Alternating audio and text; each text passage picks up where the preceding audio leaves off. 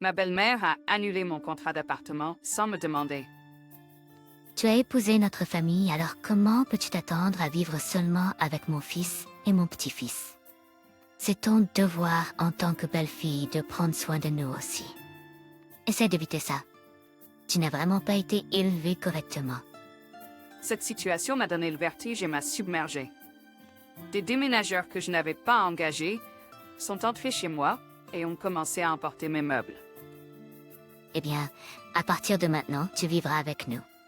Tu devrais te préparer. Ma belle-mère a dit ça avec un sourire en coin. Ma belle-mère a réprimé mon beau-père et a fait tout ce qu'elle voulait.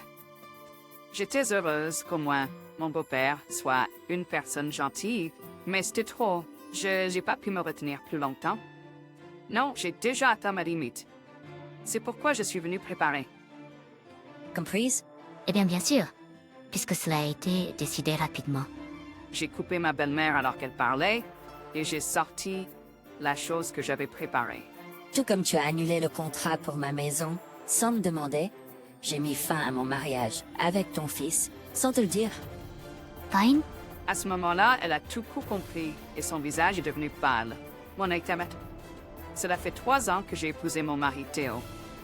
Théo et moi vivons actuellement ensemble dans un studio que mes parents m'ont acheté. Mes parents gèrent une entreprise et sont très aisés. Bien que j'ai refusé leur aide financière depuis que j'ai commencé à travailler et à vivre seule, cette maison était un cadeau de mariage. Donc je n'avais pas le choix que d'accepter. C'est pour célébrer votre mariage, alors laissez-nous au moins faire ça. Quand mon père a dit ça, je n'ai pas pu refuser.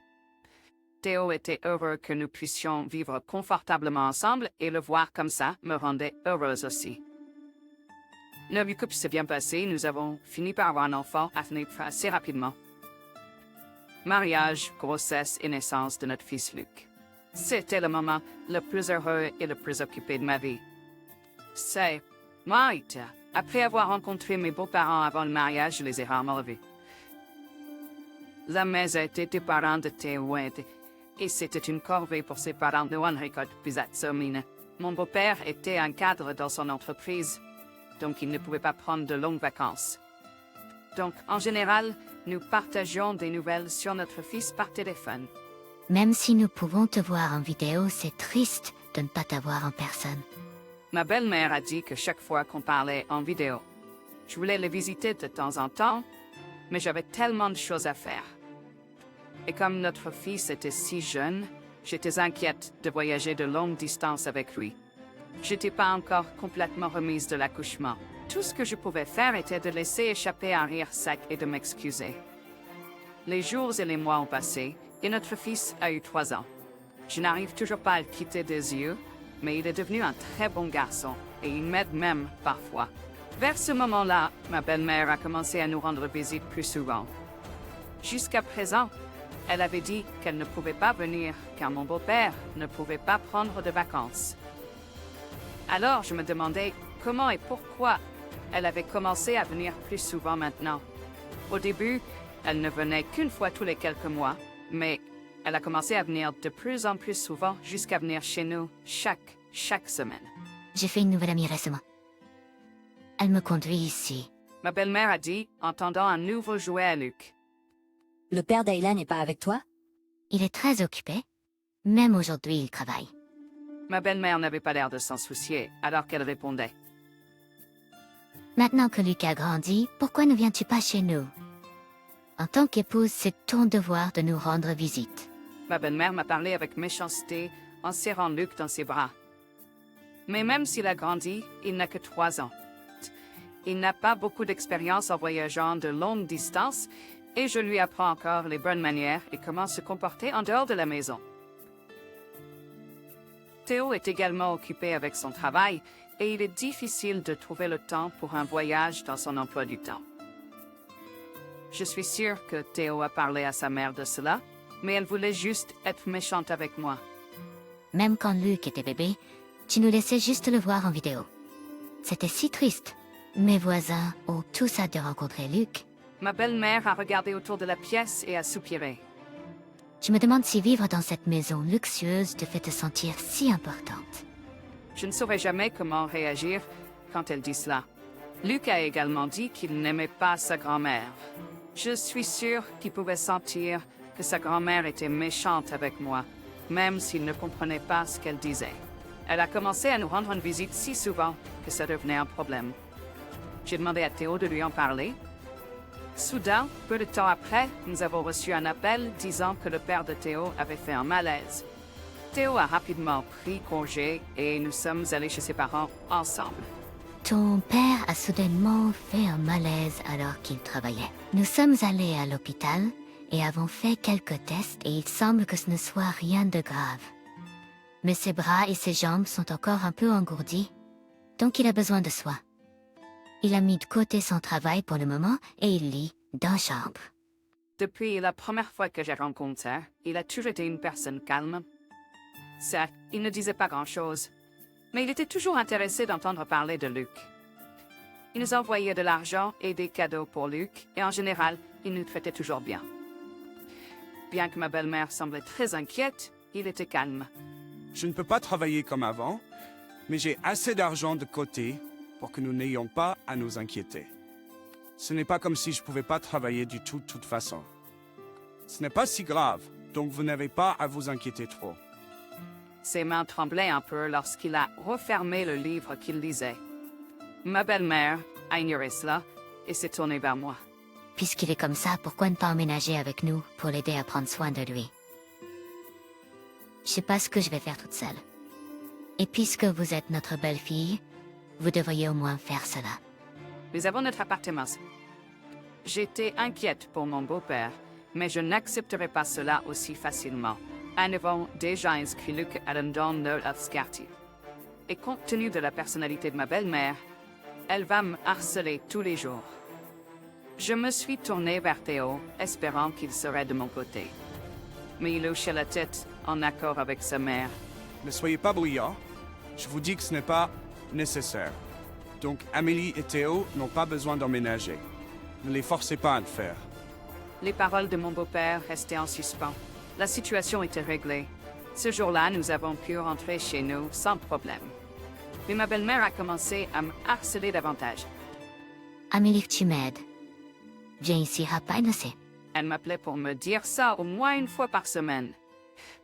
Au début, je la croyais et je me précipitais. Mais à chaque fois, c'est pour quelque chose d'insignifiant. Il y a un insecte dans la cuisine, attrape-le pour moi. Je dois arracher les mauvaises herbes du jardin. Aide-moi. J'arrivais trop tard, j'ai déjà résolu mon problème. À chaque fois, c'était quelque chose comme ça. Mais je savais que si je l'ignorais, ça deviendrait un énorme drame. Donc, j'avais pas le choix, je devais y aller à chaque fois. Tu sais, nous habitons loin. Donc venir ici n'est pas si facile, n'est-ce pas? S'il te plaît, ne m'appelle pas si ce n'est pas vraiment urgent. Si tu vivais ici, tu n'aurais pas à faire ça. Tu vis tranquillement en essayant d'oublier que mon mari et moi existons. C'est pour ça que je te fais voyager cette distance. C'est ta faute, pas la mienne. Ma belle-mère agissait toujours comme si elle était la victime. Je suis sûre que ton mari n'est pas heureux avec ça. Lui, ça le préoccupe que lui-même. Et je n'écouterai pas un homme qui ne peut plus travailler. Peu importe ce qu'il dit, je m'en fiche. Alors qu'elle disait cela, l'ami de ma belle-mère l'a appelé au téléphone. Je vais retrouver mon ami maintenant. Donc tu peux rentrer chez toi. Si j'ai d'autres problèmes, je t'appellerai. Mentalement épuisée, je me suis mise en route pour un long voyage de retour à la maison. J'ai parlé de ça à Théo d'innombrables fois, mais il dit toujours la même chose que sa mère. Je ne peux pas déménager à cause de mon travail ici. Mais toi, tu ne travailles pas. Alors qu'est-ce qui t'empêche de déménager avec eux? Je peux m'occuper de Luc. Je ne pouvais pas laisser Luc être pris en charge par Théo, seul.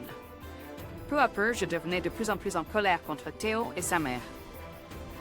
En pensant à Luc, j'étais inquiète de le voir grandir dans ce genre d'environnement.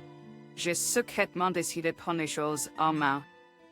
Un jour, je suis allée avec Luc au magasin d'alimentation du quartier, et quand nous sommes rentrés à la maison, j'ai vu des déménageurs qui se promenaient devant mon immeuble.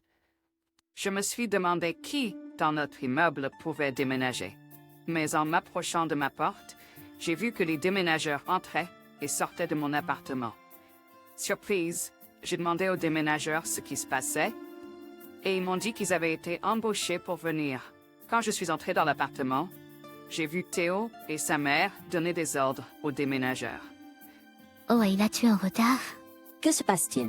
Tu refuses toujours de déménager avec nous. Alors je suis venue te chercher. J'étais pleine de colère, mais ma belle-mère m'a regardée avec un sourire. C'est ta faute si tu n'écoutes pas ce que je dis. Mais n'inquiète pas juste dans ça. Tu vas t'occuper de nous à partir de maintenant. Donc, je vais m'assurer que nous nous entendions bien. J'ai décidé que parler ne me mènerait nulle part avec ma belle-mère, alors j'ai lancé un regard noir à Théo. Tu fais une tête effrayante. Nous avons reçu cet appartement en cadeau, donc nous sommes libres de le vendre ou de le laisser tel quel, n'est-ce pas? Je suis aussi inquiet pour mes parents. Puisque tu as du temps libre, tu peux déménager avec eux. Nous serons tous heureux. Ne sera-ce pas génial? N'as-tu pas pensé à comment Gabriel et moi nous sentons? Gabriel se fera de nouveaux amis. Et tu peux trouver un travail à temps partiel là-bas. Si nous sommes inquiets pour l'argent, nous pouvons demander l'aide de mes parents. Et si nous vendons cet appartement, nous aurons assez d'argent pour un moment. Si quelque chose c'est de ta faute d'avoir abandonné tes obligations envers nous. Si tu comprends, prépare-toi à partir. Voyant comment il parlait et se faisait des signes sans considérer mes sentiments, je n'en pouvais plus. D'accord. Oui, j'ai compris. J'ai serré Gabriel fort dans mes bras et lui ai fait le plus grand sourire que je pouvais maîtriser. Dans ce cas, je romps avec Asher. Hein? Que veux-tu dire? Comme je l'ai dit, je suis prête à divorcer. Je te laisse donc le reste. Si tu as des plaintes, parle à mon avocat. J'ai enregistré nos conversations où tu parles de comment tu me forcerais à emménager chez tes parents. J'ai également des enregistrements et des historiques de messages montrant comment ta mère m'a traité. Il vaut mieux pour toi de ne pas trop réfléchir et de simplement me divorcer. Je suis allée dans notre chambre et ai sorti les papiers de divorce que j'avais préparés. Atiane, penses-tu que nous te laisserons t'en sortir comme ça? N'as-tu pas pitié de Gabriel? Gabriel a été surpris par les cris soudains de sa grand-mère et a commencé à pleurer. Grand-mère, c'est père. Je n'aime pas grand-mère. Surpris d'entendre les pleurs de Gabriel, les déménageurs ont tous jeté un coup d'œil pour voir ce qui se passait. Je suis sûre qu'ils pouvaient voir qui était la personne méchante ici. Écoute ce que dit Gabriel. Il semble que ça ne nous dérange pas. Je vais aller vivre chez mes parents pendant un moment, donc je ne suis pas inquiète. Ma belle-mère était trop gênée pour continuer à crier devant les déménageurs, donc elle s'est tue. Ayant pris ma revanche sur elle, je me suis sentie soulagée. Asher, les choses vont probablement devenir difficiles pour toi à partir de maintenant. Mais j'espère que toi et ta mère vous entendrez bien. Elle ne pense qu'à elle-même, donc fais attention. Toi et moi serons divorcés, donc elle n'a plus rien à voir avec moi. J'ai emballé quelques affaires et me suis préparée à partir. Tout ce dont j'ai besoin, je l'achèterai une fois arrivé chez mes parents. Avant de quitter notre appartement, je suis montée voir Théo. Merci pour tout. Voici mon dernier cadeau pour toi, pour célébrer la fin de notre vie de mariage. Alors qu'Asher se tenait là, stupéfait et avec nos papiers de divorce en main, je lui ai remis quelques photos. Les photos montraient la mère d'Asher tenant la main et marchant joyeusement avec un homme que nous ne connaissions pas. Elle avait menti en disant qu'elle s'était fait un nouvel ami. Elle avait en réalité une liaison. Quand elle venait nous rendre visite, il la déposait avec un baiser. J'ai vu qu'ils s'embrassaient sur la caméra de sécurité de notre immeuble et j'ai engagé un détective privé pour confirmer tout cela. Elle avait probablement prévu de me forcer à tout faire quand je déménagerais chez elle pour avoir plus de temps pour sa liaison. En voyant la photo, le visage d'Asher est devenu rouge vif et il a commencé à crier sur sa mère. Qu'est-ce que c'est que ça? Tu avais dit que tu t'occupais de papa, non? Tu te trompes. C'est pas moi. La voix de ma belle-mère tremblait et je me demandais ce qui allait se passer à partir de maintenant.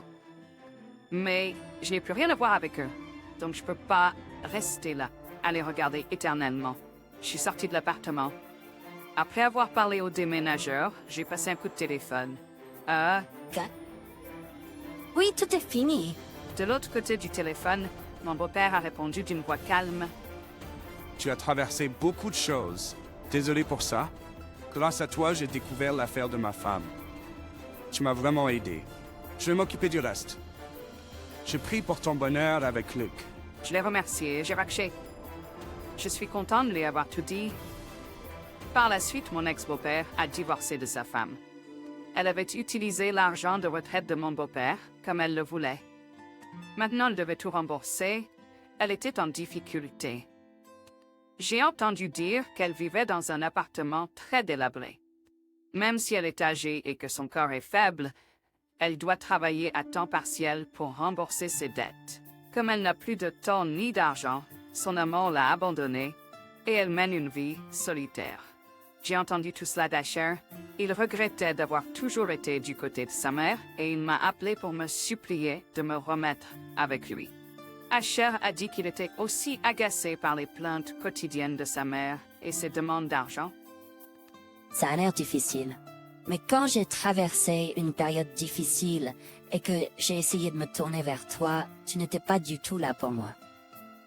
Au revoir. J'ai raccroché le téléphone, coupant ce que Théo commençait à dire. J'ai bloqué son numéro de téléphone et coupé complètement les liens avec lui. Depuis que je suis retournée vivre chez mes parents, j'ai pu me détendre un peu. Après un certain temps, j'ai inscrit Luc dans une nouvelle école maternelle et j'ai commencé à chercher un nouvel emploi. Maintenant que ma belle-mère est sortie de ma vie, je travaillerai aussi dur que je peux pour mon fils.